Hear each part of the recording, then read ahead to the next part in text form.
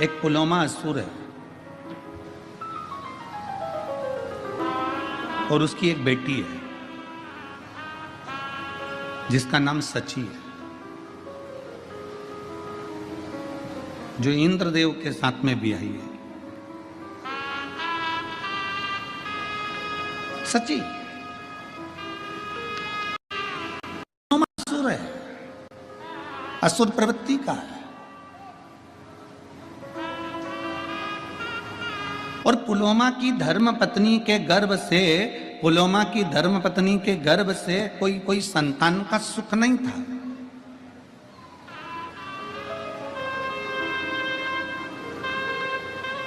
पुलोमा की धर्म पत्नी के गर्भ से कोई संतान नहीं थी, कोई औलाद नहीं थी। असुर है पुलोमा, असुर प्रवृत्ति का है पुलोमा, पर संतान का सुख नहीं था।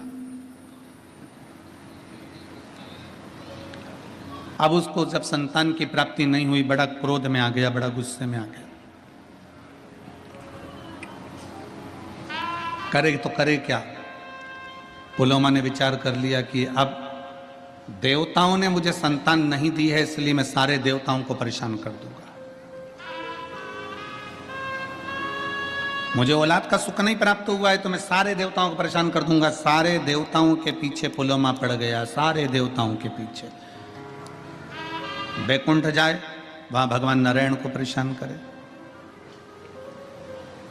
ब्रह्मलोक में जाए, ब्रह्मा जी को परेशान करे। इंद्र लोक जाए तो इंद्र को परेशान करे। जहां जहां गरुण वरुण जितने लोक है, सारे लोकों में जाता और सबको परेशान करता, सबको कष्ट देता, सबको कष्ट, सबको परेशान करता,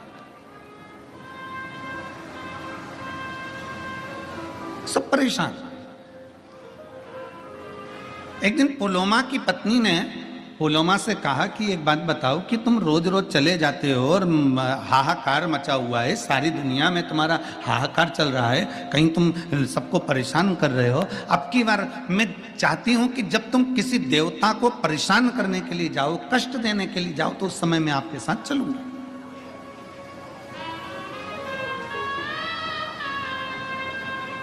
जरा इस पवित्र धरा की पुण्यता देखिए कितनी प्रबल है। अभी आप अगर किसी असुर को, असुर के रूप में किसी देवताओं को परेशान करने के लिए जा रहे हो तो मैं आपके साथ चलूंगी। पुलोमा की पत्नी पुलोमा के साथ में लग गई और पुलोमा के साथ में चल दी। पुलोमा जब चलते चलते चलते चलते ब्रह्मांड में भ्रमण करते करते करते करते गंगा जी के पवित्र तट पर, इस पावन धरा पर, काशी की भूमि पर से पुलोमा जब निकल कर जा रहा था तो उसकी धर्म पत्नी भी उसके साथ जा रही थी। आज धर्म पत्नी के मन में यह भाव उत्पन्न हुआ कि मैं अपने पति असुर पुलोमा के साथ जा रही हूं, तो मेरे देवताओं को यह परेशान करने जा रहा है और मैं देवताओं का दर्शन करने जा रही हूं, तो क्यों ना अपने चरण की पादुका को छोड़ दो।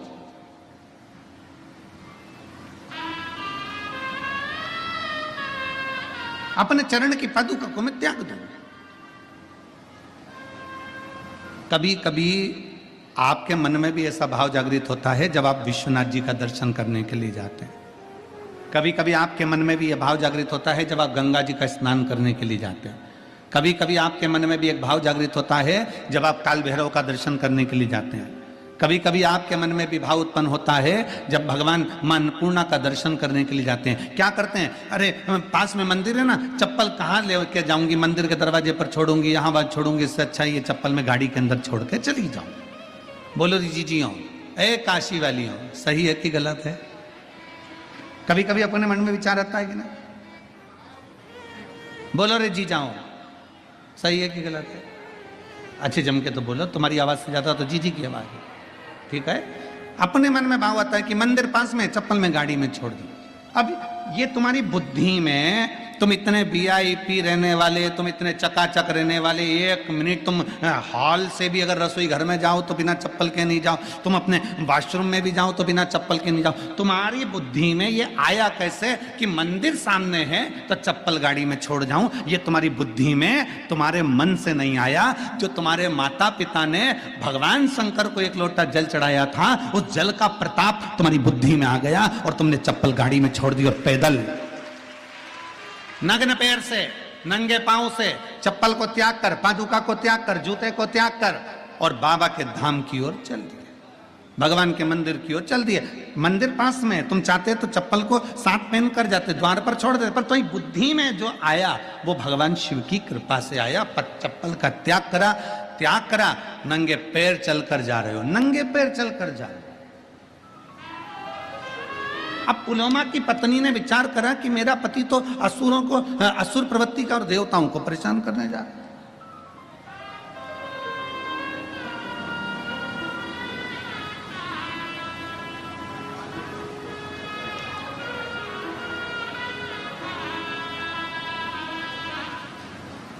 असुर जितने थे ना, इनकी जो धर्म पत्नियां थी ना, अपने पति का युद्ध देखना पसंद करती थी।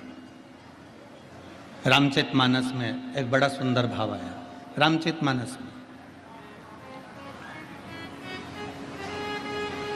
रावण मर गया, मंदोदरी रो रही है। रावण मर गया, मंदोदरी रो रही है, खूब आंसू ढाल ढाल कर रो रही है। तो मेरे राघव जी के मन में आया, मेरे राम जी के मन में आया, जरा पता तो करूं कि मंदोदरी इतना क्यों रो रही है। राम जी तुरंत लखन लाल जी के साथ, हनुमंत लाल जी के साथ में मंदोदरी के पास पहुंच गए। मंदोदरी क्यों रो रही हो? तुम्हारा पति मर गया इसलिए रो रही हो? मंदोदरी बोली नहीं, कर्म की गति है, भोगना तो है। मुझे मालूम था मेरा पति मरेगा। मंदोदरी, तेरे पुत्र मर गए तू इसलिए रो रही है? कर्म की गति है, मैं जानती थी कि मेरे पुत्र गलत का साथ दे रहे हैं तो वो भी मरेंगे। मंदोदरी, तेरा देवर कुंभकर्ण मर गया इसलिए रो रही है? नहीं, कर्म की गति है, वो भी भोगना है। तेरा पूरा राक्षस कुल समाप्त हो गया मंदोदरी, तू इसलिए रो रही है? मंदोदरी कहती है नहीं, मेरा रोना इसलिए भी नहीं है। फिर मंदोदरी तू रो क्यों रही है? किस लिए तुझे रोना आ रहा है? तो मंदोदरी कहती है मैं रो इसलिए रही हूं कि दरवाजे पर इतने दिन से राम आकर खड़े थे और मैं दरवाजे के बाहर निकलकर उसका दर्शन ना कर सकी, इसलिए रो रही हूं। लंका के दरवाजे पर राम खड़े थे और मैं उसका दर्शन ना कर पाई। लंका के दरवाजे पर राम आकर खड़े थे और मैं उनका दर्शन ना कर पाई। तो भगवान राम ने कहा मंदोदरी, ये कोई अच्छी बात थोड़ी ना कि किसी अच्छे कुल की स्त्री बाहर निकलकर दर्शन करने के लिए बाहर आए। नहीं स्वामी, अगर मैं मेरे पति से कहती कि मुझे युद्ध का दर्शन कराना है तो मेरे पति युद्ध का दर्शन कराते। मैं युद्ध देखने के लिए नहीं आती, केवल आपका दर्शन करने के लिए आती कि मेरे दरवाजे पर राम आए हैं तो उनका आदर कर लूं, सम्मान कर लूं, सत्कार कर लूं, उनका दर्शन कर लूं, उनका दर्शन कर लूं, बस उनको प्रणाम कर लूं।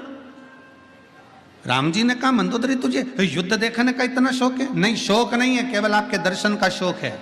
ठीक है मंदोदरी,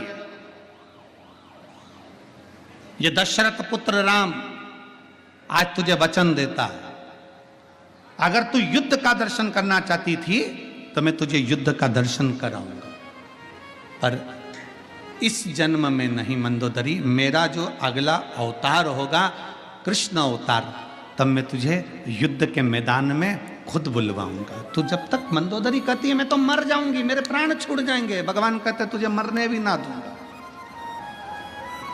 और आया था समय, आप सभी ने महाभारत का एक सुंदर चरित्र श्रवण करा होगा।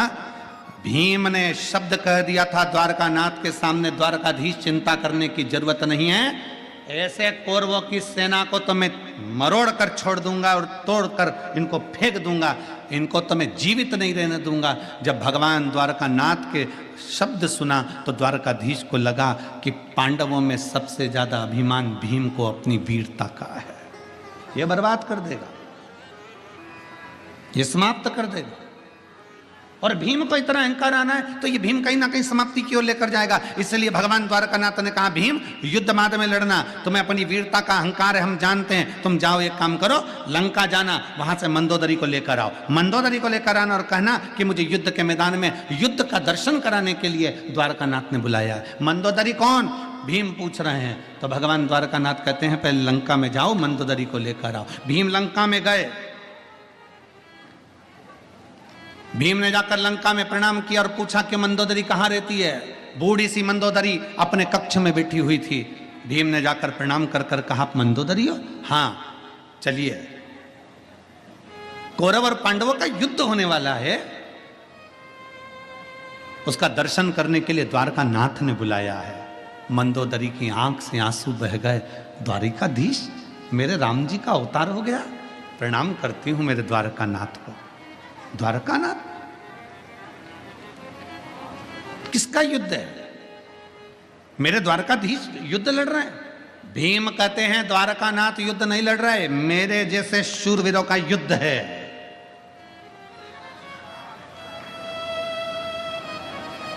जो सुना मंदोदरी ने कहा ठीक है, आप पहले स्नान करो फिर अपन चलते हैं। भीम स्नान करने के लिए गए, भोजन करने के लिए। मंदोदरी ने कहा कि तुम स्नान कर आओ, भोजन की तैयारी है, फिर अपन चलते हैं। भीम स्नान करने के लिए लंका के पीछे गए, तालाब में कूदे। कूदने पर भीम को तालाब में से निकलने में 3 दिन लग गए। जो भीम समुद्र की थाप आकर एक क्षण में बाहर आ जाता था, वो भीम को तालाब में से निकलने में 3 दिन लग गए। 3 दिन बाद भीम जब निकलकर मंदोदरी के पास आए, मंदोदरी ने पूछा, भीम कहाँ रह गए थे? तुम इतनी देर में आ रहे हो, कहाँ रह गए थे? इतना समय लग गया तुमको?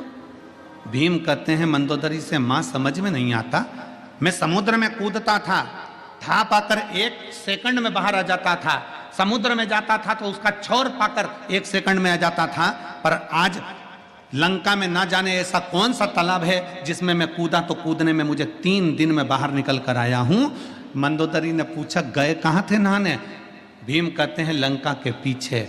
मंदोदरी कहती है वो तालाब नहीं था, मेरा देवर कुंभकर्ण मर गया था, उसके सिर की हड्डी पड़ी थी, उसमें पानी भरा गया था, उसमें नहाने में तुझे 3 दिन लग गए।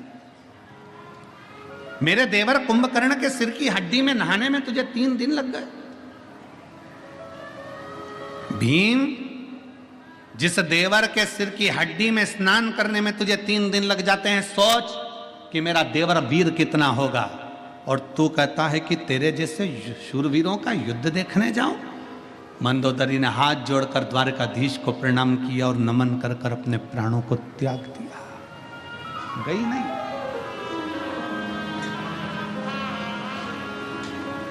असुर प्रवृत्ति में जन्म लेने वाली कई असुर राजाओं की धर्म पत्नियां भी ये चाहती थी कि भगवान का दर्शन हो जाए। उस समय इसमें एक पुलोमा की धर्म पत्नी थी। पुलोमा का धर्म पत्नी जब भ्रमण करते करते करते करते अपने पति पुलोमा के साथ में इस काशी की पवित्र धरा पर आती है और पुलोमा की पत्नी काशी की पवित्र धरा पर आती है। आते आते पुलोमा की पत्नी ने विचार करा कि अब मैं अपनी पादुका का त्याग कर देती हूँ। ये पादुका का त्याग करना भी मतलब, आप अगर किसी मंदिर में जा रहे हो, देवालय में जा रहे हो, शिवालय में जा रहे हो, कुछ दूरी पर अपनी पादुका, अपनी चप्पल को छोड़ देना भी यह हमारे जीवन की एक कृतार्थता है।